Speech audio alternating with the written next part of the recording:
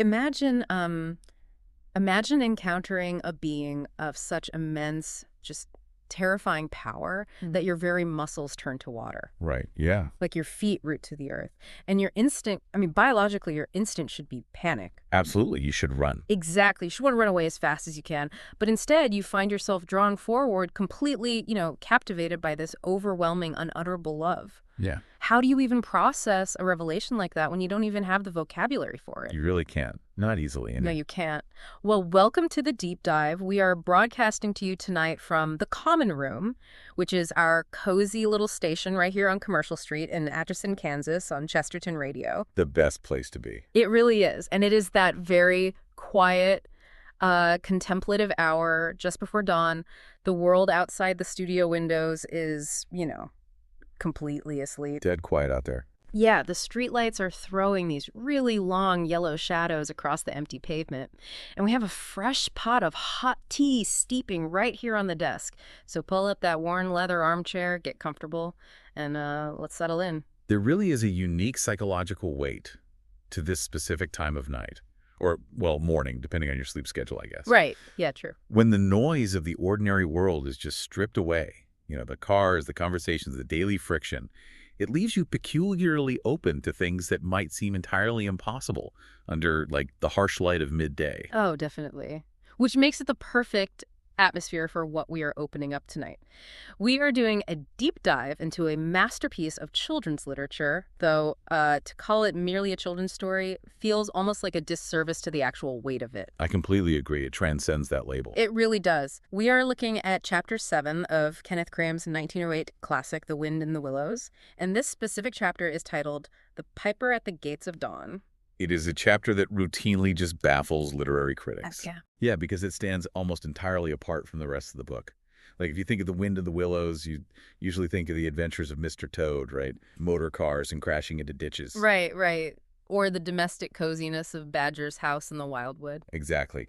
Those are the staple elements of Edwardian woodland fantasy. But this single chapter breaks the mold entirely. It steps out of the realm of lighthearted animal adventure and wades into the deep, deep waters of a profound spiritual encounter.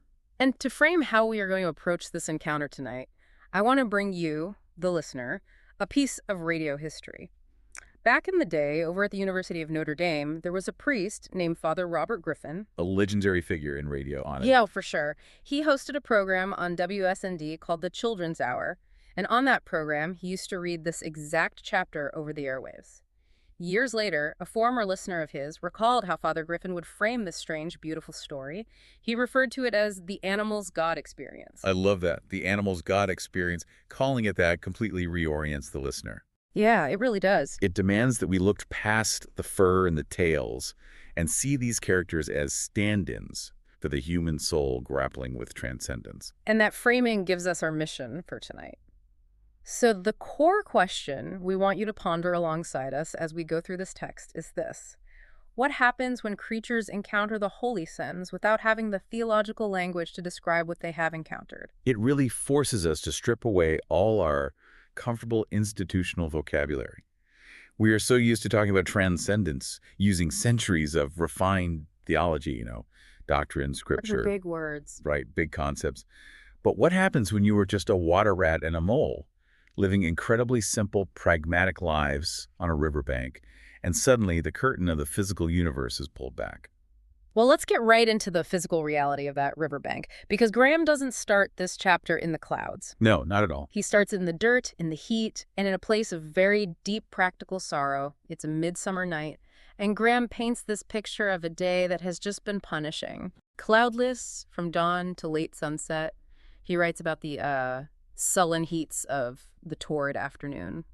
You can almost feel that oppressive Midwestern-style humidity where the air just hangs on you. And that physical oppression is doing incredibly heavy atmospheric lifting for the emotional reality of the characters. Mole is stretched out on the bank, lying on some cool dock leaves, just panting from the sheer stress of surviving the fierce day. The environment is exhausted and the animals are exhausted.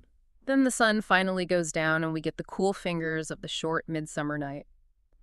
Rat returns to the house, but he isn't his usual cheerful self. Right, something is very wrong. Yeah, he is silent. He is heavily preoccupied. He's just come from visiting his old friend, Otter.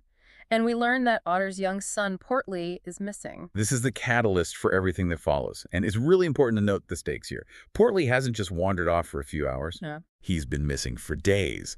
The entire community of animals has hunted everywhere, high and low. They've dragged the river. They've searched the woods. The father, Otter, is trying to put on a brave face for the others, but underneath, he is fundamentally broken. Rat tells Molly about where Otter is spending the night. And this detail, man, this is where Grahame just guts you. It's so sad. It is. Otter isn't pacing his house. He isn't out frantically tearing through the underbrush anymore. Rat says Otter is keeping a lonely vigil at the old ford. And why the old ford?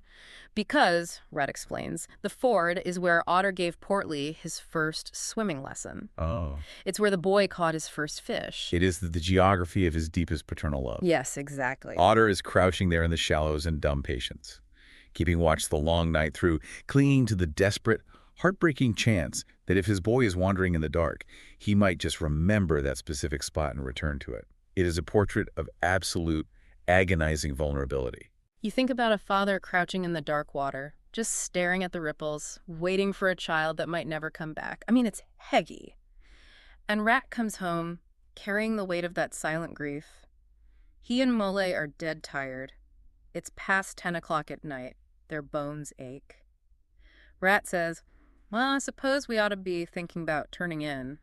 But he doesn't move. He just sits there. Because the pull of compassion is warring with the physical demand of exhaustion. And this is where the pivot of the entire narrative happens. Mole, who is just as tired, looks at Rat and says, rot. I simply can't go and turn in and go to sleep and do nothing, even though there doesn't seem to be anything to be done. We'll get the boat out and paddle upstream. We'll search as well as we can. Anyhow, it will be better than going to bed and doing nothing. Wait, look at the timeline here. This is so important. If Portly hadn't gone missing, they'd be asleep. Fast asleep. The only reason they are going out onto the river at this bizarre hour of the night is because they were doing a favor for a grieving friend. Are we looking at a direct cause and effect here? Like, the mystical revelation doesn't happen because they are meditating or seeking a spiritual vision. It happens because they are performing a corporal act of mercy. That is the crucial mechanical truth of this chapter. If you study Christian contemplative traditions, or really the mystical traditions of many major world religions, you find this recurring pattern. What's the pattern? Profound encounters with grace almost never happen when we are demanding them on our own terms, or when we are sitting in an armchair trying to intellectually conjure God. They interrupt us in the middle of ordinary acts of self-sacrificial love. Right. It makes me think of the parable of the Good Samaritan. If you are looking for transcendence in that story, if you are looking for the absolute core of divine truth, where is it? It's not in the temple. No, it's not found by the priest serving in the temple. It's not found by the Levite going about his high-minded religious duties. The moment of profound truth happens down in the dirt on a dangerous road, while a stranger is tending to the physical, bloody needs of a broken man. Exactly. The divine is encountered in the messy, practical work of bearing another's burden. Rat and Mole step outside of their own comfort. They ignore their own exhaustion. In that emptying of themselves, they unwittingly create the space for the transcendent to enter. Their compassion is the literal vehicle, the boat, if you will, that puts them on the river at the exact hour the holy decides to walk through the world. So they launch that small boat into the water, and the moment they push out into midstream, the narrative tone shifts. The physical act of rowing through the dark begins to trigger a mutation in their very reality. The moon lifts with the slow majesty, and Grahame writes that it turns the world into a silent silver kingdom. They are doing the hard, practical work. They are diligently searching the hedges and the hollow trees, looking for this lost child. But as the night progresses, the moon sinks earthwards, leaving them in mystery once more. And then a change begins to declare itself. The horizon gets clearer. The physical landscape starts to become almost unnervingly vivid. The saturation dial in the universe gets turned all the way up. Yes, that's a great way to put it. Grahame writes that as they glide onwards, the rich meadow grass seems of a freshness and a greenness unsurpassable. He says, never had they noticed the roses so vivid, the willow herbs so riotous, the meadow sweet so odorous and pervading. Which tells us they are crossing a boundary. They aren't just on the Thames River anymore. They are entering a liminal space. The hyper-reality of the flowers and the smells isn't just poetic description, it's a theological signal. When the veil between the ordinary world and the divine thins, creation itself appears more real, more dense with life than it ever has before. And as the landscape shifts, the music begins. But this is where it gets really strange, because they don't both experience it at the same time.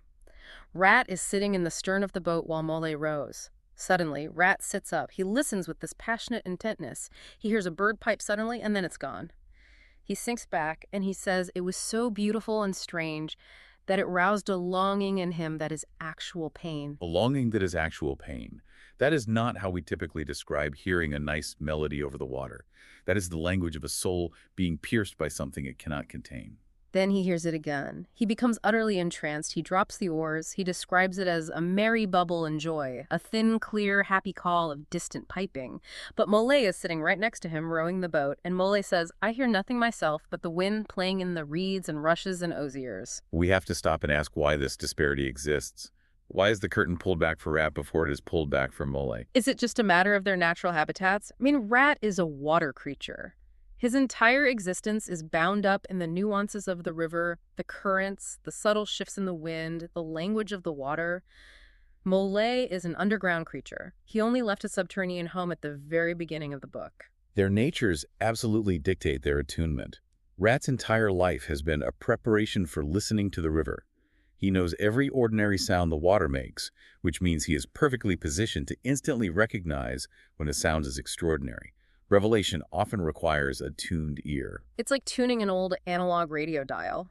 If you're trying to tune into our station right now to catch a faint signal in the static, you have to turn the dial just right, with immense sensitivity. Right, you have to be precise. Yeah, Rat's heart and history had him on the exact right frequency to catch this divine broadcast. Mole's dial was still slightly off, just catching the static of the wind in the reeds. But, does this imply that this divine music is always playing and we are just usually too distracted or untuned to hear it? The contemplative tradition would say absolutely yes. Yeah. The divine presence isn't something that turns on and off. Our capacity to perceive it is what fluctuates. The broadcast is constant, the receivers are faulty. But what happens next is beautiful, because eventually the sheer grace of the moment overwhelms Mole's lack of attunement. The signal gets so strong it blasts through the static. Grahame writes that the liquid run of that glad piping breaks on Mole like a wave, catching him up and possessing him utterly. He stops rowing. He sees the tears on Rat's cheeks. He bows his head, and he finally understands. And look at how Rat is reacting as this music washes over them both. Grahame says Rat was rapt, transported, trembling. He was possessed in all his senses by this new divine thing that caught up his helpless soul and swung and dandled it, a powerless but happy infant in a strong, sustaining grasp. It is so strange to describe being powerless as a profoundly happy feeling. Yeah, usually that's terrifying. Exactly. We usually associate powerlessness with terror or victimhood, but there is actually an entire branch of theology dedicated to this exact paradoxical emotion. Back in 1917, a German theologian and philosopher named Rudolf Otto wrote a book called The Idea of the Holy. Okay. And in it, he tried to pinpoint what an encounter with the divine actually feels like, divorced from all our moralizing and intellectualizing. Because when we normally talk about encountering God, we default to talking about goodness, right? We talk about moral perfection or infinite justice or ultimate truth. Precisely. We try to rationalize it. But Otto argued that while the holy certainly includes moral perfection, it contains a massive, distinct element that exists entirely outside the ethical or rational sphere. You can't logic your way into this feeling. Otto coined a term for it, the numinous. He derived it from the Latin word numen, meaning divine will or majesty. So what does a numinous experience actually feel like, according to Otto? It presents itself as the ganz andere, the holy other. It is an encounter with a reality so absolutely unique, so entirely outside the boundaries of normal human experience, that the creature experiencing it finds themselves utterly abashed. They realize their complete microscopic smallness in the face of an inexpressible mystery. Which maps perfectly onto Rat. When Rat feels like a powerless but happy infant in a strong, sustaining grasp, he is experiencing exactly what Otto described. The soul being entirely overwhelmed by the holy other, realizing its complete dependence and finding a strange, terrifying joy in that surrender. The abstract feeling of awe in the boat isn't just an emotion. It is an imperious summons. It is pulling them forward, The music is marching hand in hand with an irresistible gravity. They hear the rumble of the weir approaching in the dark. They know they are nearing the end of their expedition. The abstract feeling in the air is solidifying, gathering density, preparing to manifest into a physical encounter. Right. They pass through the tumultuous water of the weir, and they moor their small boat at an island. It's an island fringed close with willow and silver birch. Rat steps out, moving like a sleepwalker, and calls it the place of my song dream and a holy place. And as they step onto the lawn, a great awe falls upon Malay. But Grahame is incredibly precise about the nature of this fear. He clarifies immediately that it was no panic terror. It wasn't the fear of a predator. Right, not at all. It was an awe that turned his muscles to water, bowed his head, and rooted his feet to the ground.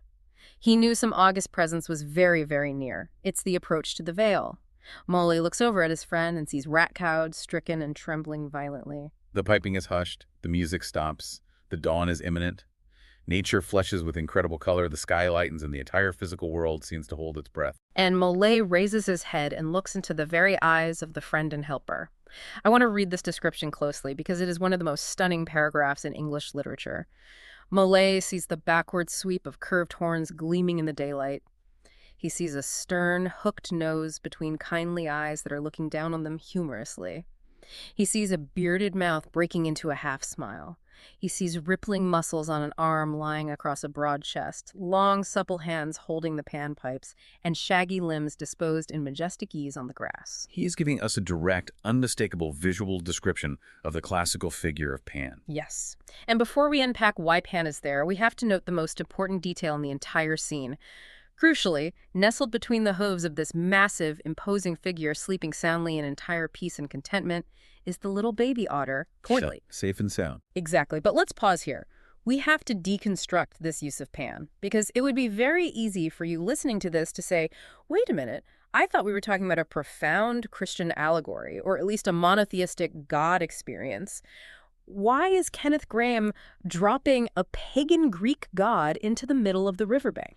It's a vital question, and if we misinterpret it, we ruin the entire chapter. Yeah. We must not turn this into a Greek mythology lecture, and we must not make a clumsy one-to-one allegory that says Pan literally equals the God of Abraham. That completely misses the artistry of what Grahame is doing. So let's go back to our core mission question for this deep dive. What happens when creatures encounter the holy without having the theological language to describe it? Exactly. Grahame is trying to find an imaginative, visual expression of nature, music, mystery, and transcendence that would actually make sense to the animals of the riverbank. If you are a water rat or a mole or an otter, the ultimate expression of divine care and overwhelming majesty wouldn't look like an old human man sitting on a throne in the clouds. Because they aren't human. Their concept of ultimate reality is entirely bound up in the earth, the mud, the river, and the wild. For animals perfectly attuned to the earth, the manifestation of the Creator's love and protective grace would logically look like the ultimate spirit of the wild itself. It is the Creator clothed in the language of creation. By utilizing the ancient iconography of Pan, the horns, the hooves, the pipes, Grahame gives us a portrait of grace encountered before it has a theological name. It's the wild, untamed, immensely powerful force of life that nevertheless bends down with supreme gentleness to protect a single lost baby otter. Its power and tenderness held in perfect, impossible tension. Which leads directly into what is arguably the most profound emotional and theological exchange in the entire book. They are standing there, rooted to the ground, looking at this awe-inspiring, terrifyingly beautiful figure, and Molly whispers, shaking, "Rat, are you afraid?" And Rat replies, with his eyes shining with unutterable love, "Afraid? Of him? Oh, never, never. And yet, oh, Molly, I am afraid." And then they bow their heads in worship. Afraid of him? Never. And yet I am afraid. That paradox is the absolute beating heart of the numinous experience. Rudolf Otto had a specific Latin phrase for this exact tension: the mysterium tremendum et fascinans. So it's a paradox. You have tremendum, which sounds like tremendous or tremor, which is the sheer terror of this overwhelming power. But fascinans means you are fascinated, magnetically drawn to it. It's the feeling of wanting to flee and wanting to step closer at the exact same time. Yes. Otto said that when we encounter the holy, we experience a mystery that repels us with its overwhelming, terrifying majesty and power, the tremendum, while at the exact same moment it draws us in with a potent, intoxicating, irresistible attraction, the fascinans. You are terrified of its scale, but you are utterly captivated by its beauty and its absolute reality. It perfectly describes Rat's reaction. He is drawn by unutterable love. He says never, never could he be afraid of him. But he is also physically shaking with fear. And this has a deep, deep resonance with the Christian scriptural tradition, doesn't it? Throughout the Bible, you see this exact tension constantly at play. You do. Believers are repeatedly commanded to have the fear of the Lord, which is presented not as a flaw, but as the very beginning of wisdom. But almost every single time an angel or the divine actually appears to a human being, the very first words spoken are, "Be not afraid." How can you logically hold both? How can you be commanded to fear the Lord and simultaneously be told not to fear? Grahame manages to capture that massive theological paradox perfectly in The Psychology of Two Little Animals on a Riverbank. If I try to relate this to a profound human experience, just to ground it for all of you listening, it makes total sense. Think about standing on the very edge of the Grand Canyon for the first time, or, since we are broadcasting from Kansas, think about watching a massive, violent supercell thunderstorm roll across the plains. Oh, that's a perfect image. Right. When you stand on the rim of that canyon or you look up at that black, swirling sky, you feel fear. Your heart rate goes up. Your breath catches. But it's not a fear that the canyon is going to maliciously jump up and eat you. It's not a fear of malice. No, it's a fear of scale. It's an ontological fear. Right. It's a shrinking sense of your own absolute smallness in the face of immense, untamable power and purity. You realize, in a very visceral way, how fragile you are, how easily you could be snuffed out by the sheer weight of reality. That's the tremendum. Yeah. But you don't run away from the canyon. You don't hide in your car from the thunderstorm. You stand there, completely captivated, unable to look away, drawn by the terrifying beauty of it. That's the fascinance. A sense of profound inadequacy before the mighty spirit. That is exactly what Rat and Mole are feeling as they bow their heads to the earth. The sheer scale of the piper's spiritual reality is pressing them down into the grass, but his kindly eyes and his protection of Portly are drawing their hearts out of their chests. And then the climax of the vision happens. Sudden and magnificent, the sun's broad golden disk shows itself over the horizon. The first rays of the dawn shoot across the water meadows and take the animals full in the eyes, completely dazzling them. And when they blink and are finally able to look again, the vision has vanished. The piper is gone. The air is suddenly full of ordinary birdsong hailing the dawn. The holy has retreated back behind the veil of the ordinary sunlit world. The curtain has dropped. Which brings us to the aftermath of this encounter, and what is perhaps the most difficult and controversial part of the chapter, the mercy of forgetfulness. This is a tough one to process. It is. As Rat and Mole stare blankly around the empty island in dumb misery, slowly realizing what they've seen and what they've just lost, a capricious little breeze dances up from the surface of the water. It tosses the aspens, blows lightly on their faces, and with its soft touch comes instant oblivion. Rat and Mole immediately begin to forget the piper. Grahame describes it as feeling like they had just woken from a beautiful dream that they struggled desperately to recall, but simply can't recapture. The details are slipping through their fingers like water. And as they forget, as the memory washes away, Rat hears the song of the reeds one last time. The voice in the wind says, "Lest the awe should dwell, and turn your frolic to fret, you shall look on my power at the helping hour, but then you shall forget."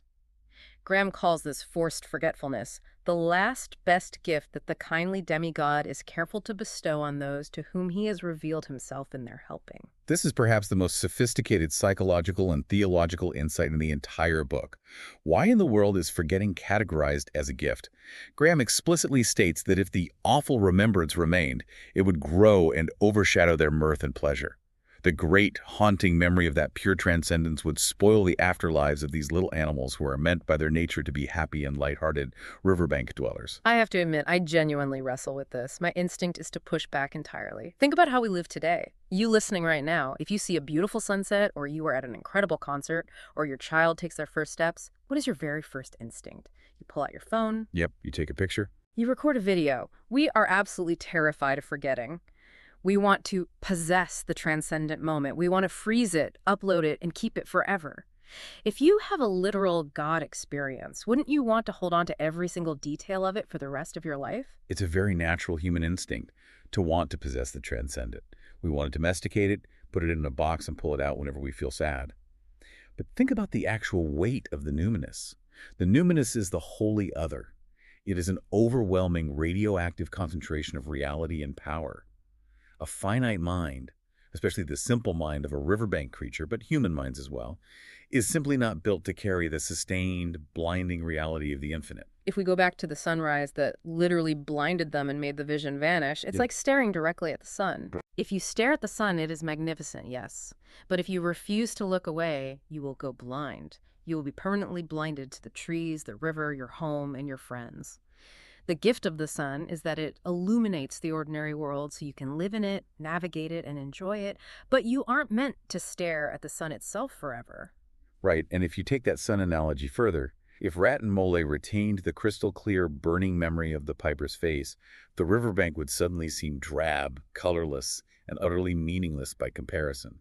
They would spend the rest of their natural lives pining for the island, ruined for the ordinary joys of boating and friendship and winter firesides. It is a profound act of mercy on the part of the Piper to shield them from that burden, to wipe the blinding light from their eyes so they can go back to being exactly who they were made to be.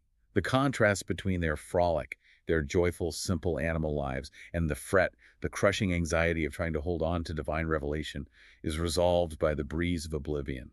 But I have to push back on this because it feels tragic. Even if they forget the specifics, even if they can't recall the curved horns or the panpipes or the hooked nose, doesn't the warmth of that encounter fundamentally change them? Does something remain, or was the whole night just a pointless magic trick? Something absolutely remains. The memory of the specific image fades, but the resonance remains in their bones. Look at what happens immediately after they forget. They find Portly. And Grahame notes that Portly also searches the island with a pleading whine, clearly missing the immense, warm, divine presence he was sleeping against just moments before. But he is soon comforted by the promise of a ride in the boat. They return the child to his father, Otter. The act of mercy is completed, and as Rat and Mole row home in the full daylight, Mole says he feels like he's been through something very exciting and terrible and beautiful, even though nothing particular seems to have happened. They are, as Grahame says, dead tired, but they are left with a lingering sense of profound peace. Mole nods drowsily as Rat rows and says he hears faraway music. The music stays in their subconscious, even if the conscious lyrics fade from their minds. The encounter permanently shapes their posture toward the world, leaving them with an ambient sense of safety and wonder without the crushing, paralyzing weight of direct divine knowledge. They are changed, but they are still allowed to be themselves. That is just breathtaking, and it brings us full circle. As we sit here watching the sky lighten outside our own studio windows, I want to gently guide us back to the contemplative space of the common room. We started this deep dive by talking about Father Robert Griffin reading this specific story over the college radio airwaves at Notre Dame many years ago. The medium of radio itself actually provides a rather perfect closing metaphor for this entire experience, doesn't it? It really does. Think about the transient nature of a radio broadcast, especially back then, before everything was recorded, digitized, and archived online forever. Father Griffin sat in a quiet studio, probably very much like this one, spoke these incredible mystical words of Kenneth Grahame into a microphone, and those radio waves just went out into the dark night air over South Bend. Just as Rat and Mole forget the specific features of the Piper, and just as the mystical music disappears into the reed talk on the river, that radio broadcast disappeared into the air. The physical moment passed, the sound waves faded into oblivion. But what remains? While the exact words of that broadcast faded into the ether, the resonance did not. The memory of that event shaped the listener who remembered it years and years later. It stuck with them deeply enough to define it forever as the animal's God experience. The exact details of Father Griffin's intonation were lost, but the warmth of the encounter fundamentally changed them, just as the numinous encounter shaped Rat and Mole. It suggests something incredibly comforting.